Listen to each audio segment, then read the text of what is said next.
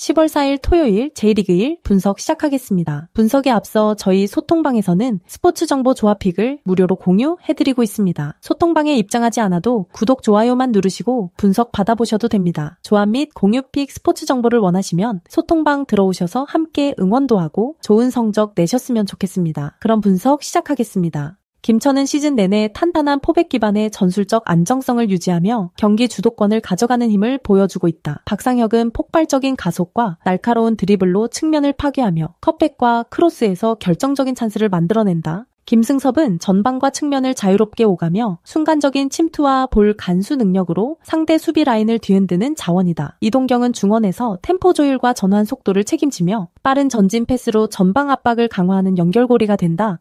특히 김천의 수비진은 라인 강력 유지와 커버 능력이 뛰어나며 상대 압박이 실패하더라도 빠르게 복원해 실점을 최소화하는 조직력을 갖추고 있다. 정정용 감독은 팀을 오랜 시간 동일한 시스템으로 훈련시켜 선수들이 위치와 역할에 대한 이해도가 높고 경기 중 다양한 변칙 전술에도 안정적으로 대응할 수 있는 저력을 지녔다. 울산은 최근 신태용 감독의 전술 실험이 선수단 혼란을 초래하며 기대 이하의 경기력을 보이고 있다. 3-4-3을 표방하지만 옛날식 3백 형태의 현대적 빌드업을 혼합하려다 전술적 불균형이 심화되고 있다. 선수들이 포지셔닝의 혼선을 겪으면서 라인 간격이 벌어지고 특히 수비 전환이 느려지며 체력 소모가 급격히 늘어나 후반 집중력이 무너진다. 허율은 제공권과 포스트 플레이에서 강점이 있지만 고립되는 시간이 길어 위력을 제대로 발휘하지 못한다. 에릭은 중원에서 왕성한 활동량으로 공수를 연결하려 하지만 압박 회피 능력이 떨어져 볼 소유권을 잃는 장면이 많다. 고승범은 후방 빌드업을 지원하지만 지나친 하프라인 이동으로 수비 복귀가 늦어지고 이 과정에서 중원과 최종 라인 간 연결이 자주 끊긴다. 그 결과 울산은 후반전 들어 압박 강도가 크게 떨어지고 수비 집중력 붕괴로 인해 치명적인 실점을 허용하는 패턴이 반복되고 있다.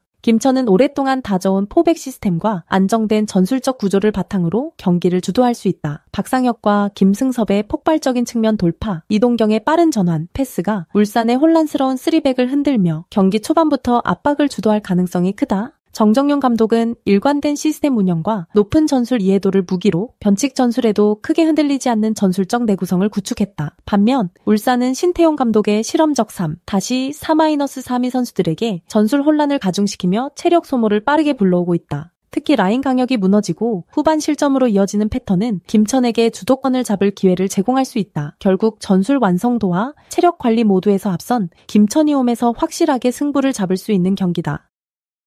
포항 스틸 포메이션은 3-4-3이며 전방 압박과 빠른 전환으로 템포를 끌어올린다. 이호재는 문전 침투 타이밍이 탁월하고 한 번의 퍼스트 터치로 슈팅각을 여는 마무리 감각이 강점이다. 조르지는 빌드업형이 아니라 몸을 대며 라인을 고정하고 측면에서 풀백을 붙잡아 하프 스페이스의 균열을 만드는 묵직한 움직임이 일품이다. 등지는 동작으로 압박을 흡수해 세컨드볼 상황을 유도하고 백포스트 타점 공략과 대각선 침투 유도로 수비 조직을 벌려놓는다. 오베르다는 중원에서 볼 순환과 전환 패스를 담당하며 측면 중앙 간 볼의 속도를 유지해 전방 연계를 끊기지 않게 만든다. 측면 윙백의 오버래핑이 조르지의 핀닝 효과와 겹치면 이호재의 마무리 루트가 자연스럽게 열린다. 대전 하나 포메이션은 4-4-2이며 두 줄 수비를 기반으로 빠른 전환과 스위칭 패턴으로 응수한다. 주민규는 박스 안에서의 위치 선정과 결정력이 돋보이며 제공권 경합에서도 득점 기대치를 만든다. 마사는 왕성한 활동량으로 하프 스페이스를 빠르게 파고들며 순간 포지션 체인지로 상대 수비의 시선을 흔든다. 주앙 빅토르는 전방 압박의 스타트 지점으로 공을 빼앗긴 직후에 리프레싱 압박에서 강점을 보인다. 대전의 1차 빌드업은 단순하지만 주민규 마사의 스위칭과 2선 동시 침투가 연결되면 전환 속도가 급격히 붙는다. 다만 중원 템포가 느려지는 구간에서는 전방이 고립되고 라인 강력이 벌어지면 세컨드볼 회수에서 밀릴 수 있다. 이 경기는 두 팀 모두 플랜 A를 끝까지 밀어붙이는 구조라 읽힌다. 포항은 조르지의 핀닝과 측면 균열 창출을 전제로 이호재의 문전, 마무리로 끝을 보는 단선적이지만 강력한 루트를 갖고 있다. 대전은 주민규의 피니시와 마사의 스위칭으로 응수하며 순간 템포 가속으로 박스 진입 빈도를 끌어올릴 수 있다. 포항의 장점은 측면에서 공간을 만드는 전술적 핀닝과 세컨드볼 싸움이고 대전의 장점은 직접적인 스위칭과 하프 스페이스 침투의 빈도다. 그러나 두 팀 모두 플랜 B 대안이 제한적이라 경기 흐름이 읽히더라도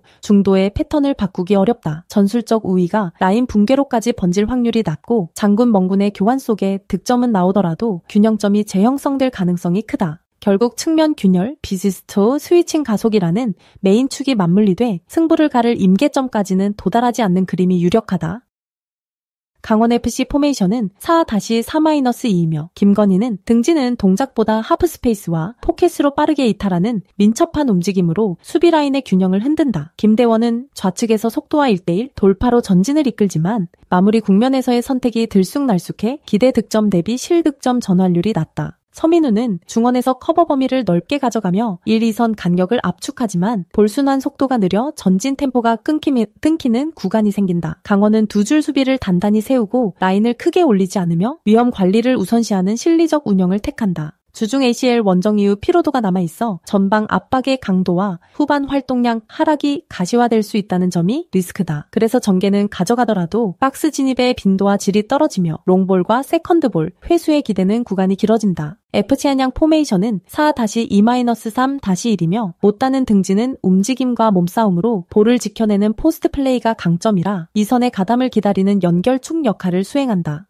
야구는 측면에서 속도삼 드리블 컷백을 시도하지만 상대가 블록을 내리고 측면 압박을 강화하면 침투 각도가 제한된다. 마트스는 플레이메이커 성향으로 하프스페이스에서 전진 패스와 라스트 패스를 고른다. 다만 전개 리듬이 늘어지면 전방과의 간격이 벌어지고 못다가 고립되면서 이선 유기적 침투가 줄어드는 장면이 반복된다. 안양 역시 리스크 최소화를 우선하며 수비 전환 시 라인 리트리트가 빠르지만 역습 가속 구간에서 선택이 단순해 결정력의 마지막 한 끗이 부족하다. 후반 들어 교체 카드가 투입돼도 빌드업 속도 개선이 제한적이어서 점유 대비 위협적인 박스 침투가 많지 않다. 두 팀 모두 수비 안정 실리 운영에 초점을 맞추기 때문에 초반부터 템포가 낮고 라인 간격이 좁은 루즈한 게임 플로우가 형성될 가능성이 크다. 강원은 홈에서 어느 정도 볼을 잡더라도 ACL 원정 여파로 전방 압박 재가담 강도가 떨어지며 김건희의 포켓 침투를 살릴 세컨드 러너의 동시 가담이 부족할 수 있다. 안양은 못다의 포스트로 기점을 만들지만 강원의 두 줄 블록을 흔들 속도 변화와 세 번째 러너 침투가 제한되면 슈팅의 질이 낮아진다. 때문에 전개는 길어지고 박스 근처에서는 양팀 모두 결정적 선택의 날카로움이 부족해 유효 슈팅 교환량이 작게 형성될 여지가 크다. 후반에는 체력 저하로 전환 속도가 더뎌지며 세트피스 의존도가 높아지겠지만 수비 라인의 집중도는 유지되어 한 방의 파열음 없이 균형이 이어질 시나리오가 우세하다. 결국 리스크 최소화